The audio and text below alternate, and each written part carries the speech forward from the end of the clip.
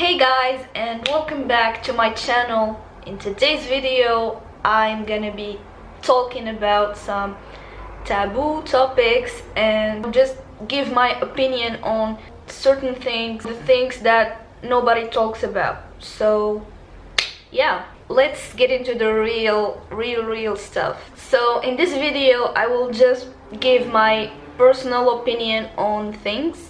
You don't have to agree with me, you don't have to have the same opinions. Just take what I say with a grain of salt and, maybe share your opinions down in the comments and let's have a discussion.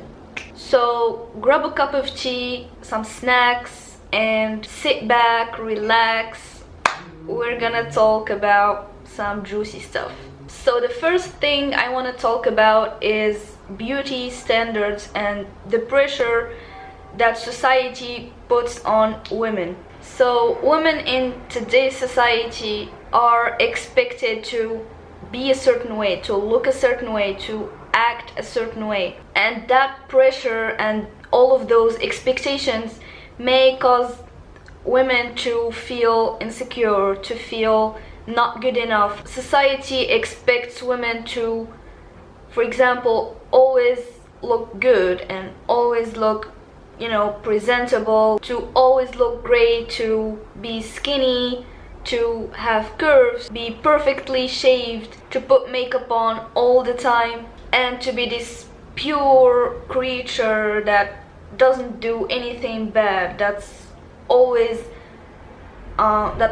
looks so perfect and is there to please society or please men. And all of these standards are just like so unrealistic, and no woman can put up with all of those things. That's just some weird standards created by a patriarchal society to make women think that all there is about them is their looks and how they present themselves in society. So let's talk about makeups. I have a history with makeup like any other girl. I used to wear makeup a lot in middle school and a little bit in high school. Then I stopped wearing makeup, then I went back to wearing makeup, and then I stopped for a whole year. Like I did an experiment and I made videos about it. I will link them here and you can watch them if you want. I had like an idea about makeup, that it's bad, it's, we should not wear it and whatnot. And I have changed my mind a little bit about it, because I used to be so rigid and so like strict about it. Like either I put makeup on every day or I don't put makeup on at all. And I used to have that mentality, but now I'm like, flexible, and I just give myself that freedom of expression. If I want to put makeup on, I will put makeup on. If I don't want to, I won't.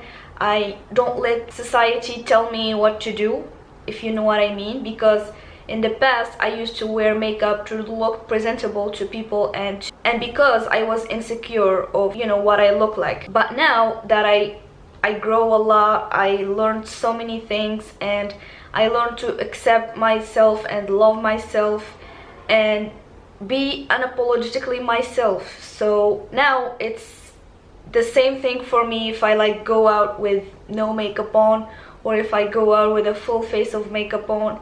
It's just, it doesn't make me feel different, and I don't care about what people think about me, and if people see me as beautiful or not beautiful or whatever. That just doesn't matter to me anymore.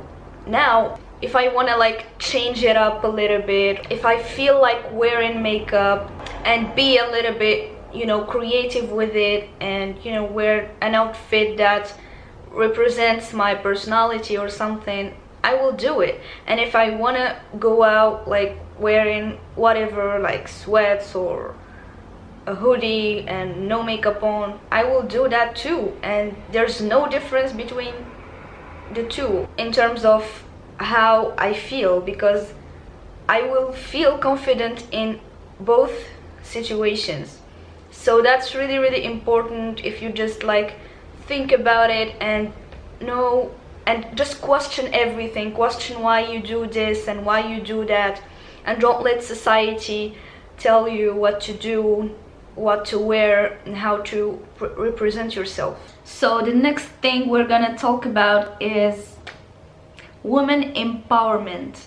So lately women are, taking the lead and just acting upon their own beliefs and, liberating themselves and doing basically what they want to do, and not doing what society tells them to do.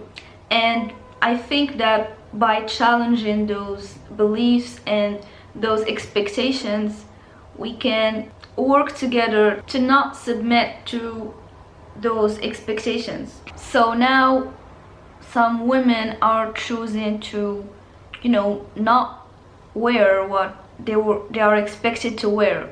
Like, women don't have to be girly all the time. They don't have to just be conservative and just wear clothes that cover their bodies and at the same time make them look good to please men. And we see that women are starting to like stop shaving their bodies and growing out body hair, because body hair is so natural. So now let's talk about body hair. I think that body hair is the most natural thing ever. Like, I don't even understand like why it's such an important thing that all women should be perfectly shaved and look clean and look like babies, which is weird, because as a grown-up woman, why would I want to look like a baby? And that's kind of weird if you think about it. But also I feel like it should be a personal choice. It should not be something that we have to do, something that we're expected to do. So I experimented with this, and a few months ago I tried not shaving for a couple months, and it was a great experience. Like, I didn't die.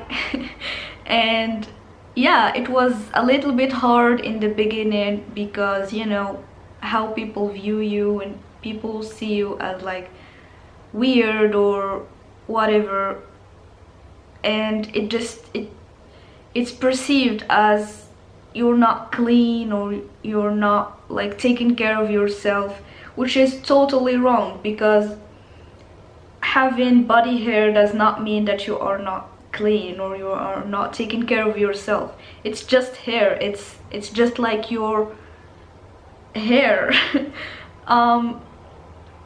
So it was like a great learning experience, because I did it when I first came to France, and here for some reason I didn't feel that pressure that I felt in my home country.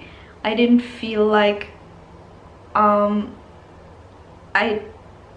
people were not looking at me as much, like I would go out with my leg hair and go to the beach. Like, nobody would be like looking at my legs or saying something, or I don't know if that makes sense, but it's like in the Western world, it's people are a little bit accepting, but when you go to like a conservative country or in a conservative society, people are not going to like understand what you're doing, because it's just not part of their culture. Even here, people are still going to see you like in a weird way, but I feel like they're not gonna judge you as much. So by doing that like experiment, which is not really an experiment because at the time I just didn't feel like shaving, so I didn't do it. And it felt really, really freeing. Like, I felt free to do whatever I want. If I want to keep my body hair, it's my body hair, it's not anyone's body hair. They don't have to deal with it, it's mine. Like, I can have it and I can go out with it, and like, I don't see the problem with that.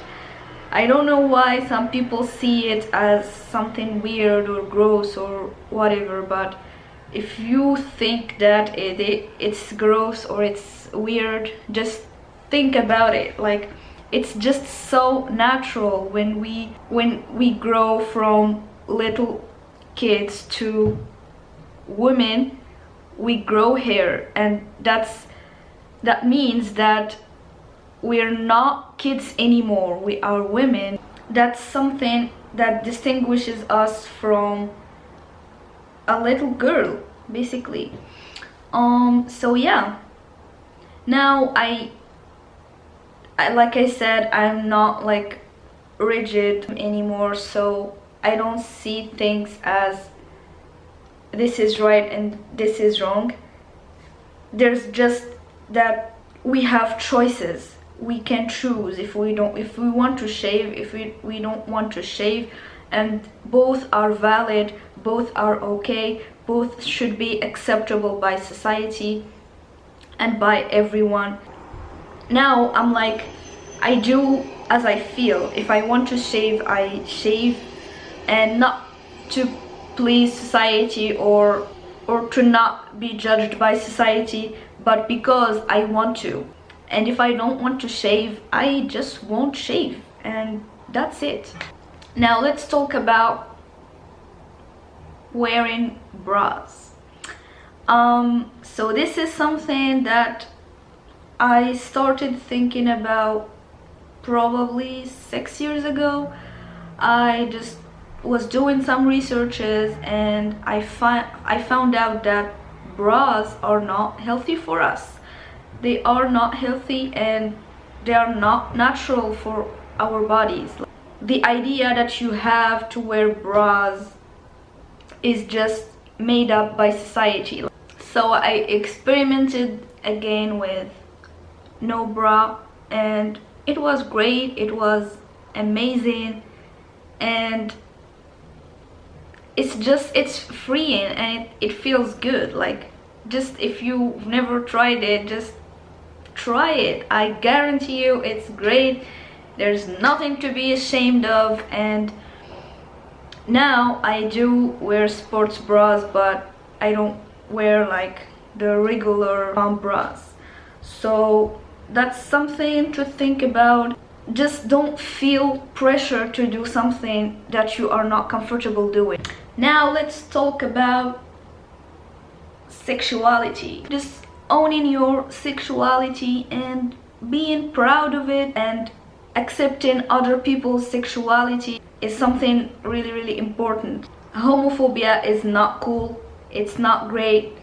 Being homophobic is not cool at all. This is something that we have to talk about, because everyone has the right to love and be with whomever they want to be with. Don't set your standards on people. If you are heterosexual and you're attracted to the opposite sex, other people don't have to do that. There are men attracted to men, there are women attracted to women, there are trans people, bisexuals, you know, pansexuals, queer. There are people that don't identify with any of that, and that's perfectly fine, because that's something personal, and we have to accept everyone regardless of their sexuality, regardless of what they choose to identify as. Also, we have to stop shaming people for, you know, being sexually active or assuming their sensuality, because we are sensual humans. We have sexual desires. Like, that's just the most normal thing ever, and we don't have to hide that or pretend that we don't, except if you are like asexual and you don't really have sexual desires. That's cool, because that's who you are. But don't pretend to be this pure person and someone who doesn't feel things, you know. And we should stop like shaming people for that, and we should consider these things as something normal and something to talk about, and you know, just talk about those things. Because if you keep like hiding that aspect of you, that's only gonna make you feel suppressed, you know. So talk about that, express yourself. These things should not be taboo. Like, we should be able to talk about these things without being ashamed or feeling judged by society. We should also stop slut shaming and shaming someone who is sexually active, and just think that someone who's not sexually active has more value than someone who is sexually active. That's just complete brainwashed thoughts. Who are you to judge someone based on their sexual activity? Like, who are you? If you choose to not be sexually active, that's your choice, and that's amazing. If you are... It's me editing, and I realized that the camera stopped recording and I didn't finish what I was saying. So basically what I was saying is that if you choose to not be sexually active, that's perfectly fine, that's great, you do you. If you believe in that, if that's what you feel like doing, then good job. That's great. And if you choose to be sexually active, that's great too. Like, that's your choice, and as long as you are convinced and you know what you're doing and it's consensual, that's great too. No one should shame you for that, no one should judge you for that. So the camera stopped recording, and I don't know, I think I was talking about sexuality. But long story short, be proud of who you are. Don't be ashamed. Don't let society shame you for who you actually are, and accept other people. Accept other people's choices and sexualities and who they want to be. Now let's talk about relationships, and specifically love relationships and romantic relationships. So for me, a romantic relationship is just two separate individuals, and each individual is whole and complete within themselves. So when they come together, they create a union. This union is not one completing the other. That union is two individual souls just creating something beautiful, something very sacred. And for me, those two people should have a lot of things in common, or at least accept each other's individuality and accept each other's beliefs. I feel like at least they should have some common beliefs, because if your significant other doesn't have, you know, the same beliefs as you, it's just like there's gonna be a lot of conflict within the relationship. Or maybe you guys are both like very accepting of each other's beliefs and that works for you. That's totally cool, but you know, it's just my opinion. I feel like both parties should equally contribute to the relationship, and not just let one do all the effort and the other is just sitting there watching, you know. Like, it should be mutual, like mutual love, mutual respect, mutual, giving each other a lot of time and love, believing in each other, supporting and helping each other grow, learn from each other.